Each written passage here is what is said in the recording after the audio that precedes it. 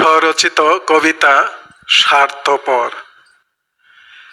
একতাবদ্ধ হয়ে বাস করেও যে এক হতে পারে না ভাই, নিজের স্বার্থের ব্যাঘাত হলে নীরবে উঠে চলে যায়। বুঝেও না বোঝার ভান করে, ইহা তার মৌলিক স্বভাব।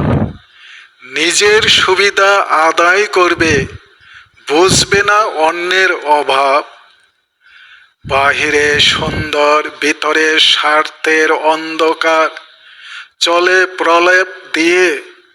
কর্মক্ষেত্রে তার প্রকাশ ঘটে সুবিধার ভাগ নিয়ে।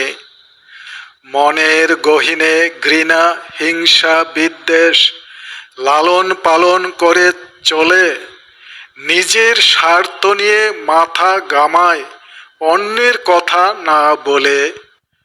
স্বার্থের নেশায় ছুটে চলে, মান সম্মান বিসর্জন দিয়ে।